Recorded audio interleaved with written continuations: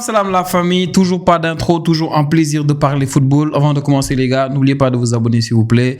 On veut atteindre les 5000 abonnés bientôt, il nous manque 500, quelque chose comme ça abonnés. Donc s'il vous plaît les gars, n'oubliez pas de vous abonner, je compte sur vous. Mais c'était pas un match incroyable à regarder pour moi, parce que moi j'aime pas regarder ce genre de Real là les gars. J'aime pas le Real sans Mbappé, c'est cohérent, le pressing est cohérent. Ils se créent des occasions de but, ils n'ont pas de vrais finisseurs, c'est dommage, c'est Mbappé, naturellement, mais ils jouent en équipe. Ils jouent en équipe. Et j'aime pas voir ce Real-là. Regardez la première période du Real. Ils ne mettent pas de but, mais tout le monde sait qu'ils ont dominé dans le jeu. Le bloc bas de l'Atlético, le Haram Ball était incroyable. Simeone, comme d'habitude, il ne change pas. Mais en contre, l'Atlético, c'est incroyable en contre.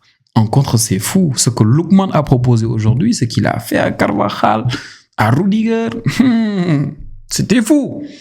Donc l'Atlético, c'est un peu ça. L'Atlético, c'est les longs ballons, c'est les contre-attaques et surtout, voilà quoi. Vous avez vu les tirs de loin.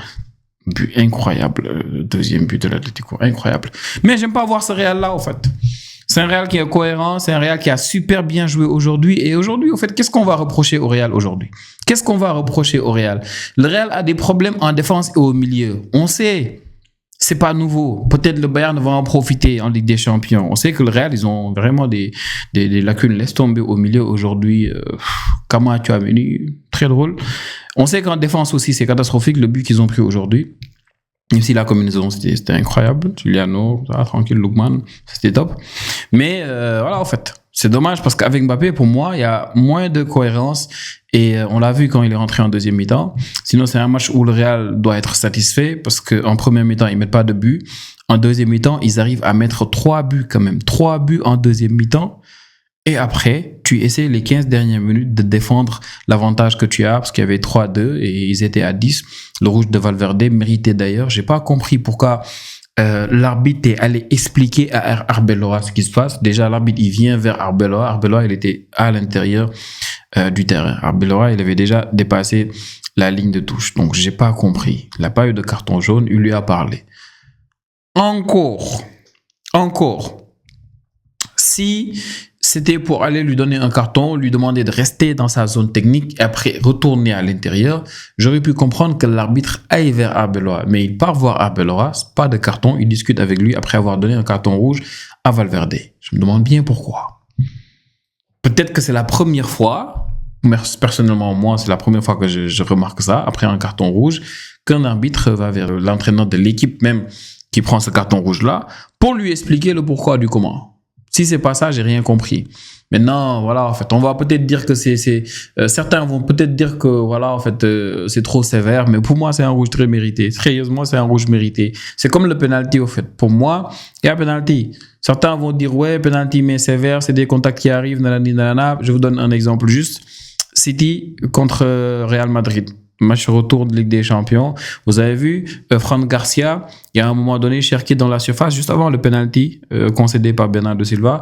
Tu as Fran Garcia qui touche la cheville, on va dire le pied de Cherki. Et il ne touche pas la balle. Donc, il y a contact. Si l'arbitre il siffle penalty, il n'y a pas de scandale. Certains vont dire c'est sévère, mais ça peut siffler.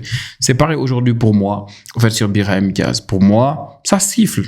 Donc, pour moi, il y a penalty. Pour moi aussi, il y a carton rouge. Rien à dire, rien à faire, mais c'était un match incroyable. Très sérieusement, j'espérais que l'Atlético allait prendre au moins un point de ce match-là. Ils avaient, en fait, déjà Simeone, merci. Merci dans le sens où aujourd'hui, moi qui dois affronter l'Atlético dans quoi 13 ou 14 jours comme ça. Donc, dans 13-14 jours, moi, j'affronte l'Atlético. Et l'Atlético, les gars, va jouer sans Cardoso et Llorente qui ont pris des cartons jaunes parce qu'ils ont été sanctionnés aujourd'hui. Maintenant, ça, c'est bien pour moi. Mais j'y croyais pas. Simeone, quand il est sorti en conférence de presse pour dire, les gars, mes joueurs sont fatigués, il va falloir que je les repose. Tout le monde veut jouer, mais j'espère prendre la bonne décision. Je me suis dit, c'est foutu, il a vendu le match. Parce que faut le rappeler, ils ont un enchaînement de fou, Atlético de Madrid. Même nous, un peu, on va dire. Là, ils ont joué le Real. Ils vont nous jouer, nous, en Liga, déjà le 4. 3 jours après, ils vont jouer contre nous encore en Ligue des Champions. Après, ils vont avoir, je sais même plus qui en Liga. Et 3 jours après eux, ils vont jouer contre nous encore en Ligue des Champions. Donc, ils vont nous affronter 3 fois. On va s'affronter 3 fois. Mais avant de nous jouer 3 fois, il fallait qu'ils jouent contre le Real. Maintenant, je me suis dit, c'est clair, il va sacrifier la Liga, Simeone. Donc, je ne m'attendais pas à cette compo-là. Parce que la compo, c'est presque l'équipe type. Même si après les changements sont survenus dès la mi-temps, tu comprends un peu, les joueurs sont lessivés, même s'il y a la trêve et tout ça, tu aimerais bien garder un peu de fraîcheur. C'est des choses qui peuvent se comprendre et c'était un match incroyable aujourd'hui de Vinicius. Incroyable sur le côté gauche. J'ai bien aimé son match aujourd'hui. J'ai bien aimé aussi le match de Huijsen, particulièrement parce que dernièrement, je le surveille, le boy là, il est bizarre. Lui et le boy Pitarch. Pitarch aujourd'hui, toujours pas. Il n'arrive toujours pas à me convaincre. Je suis persuadé qu'il a ce talent-là, peut-être, voilà, en fait, au milieu, ce qu'il fait, on sait, voilà, qu'il a ce petit talent-là. Mais j'ai hâte de voir un truc de plus, au fait. Un truc à la Bernal, un truc à la Fermin Lopez.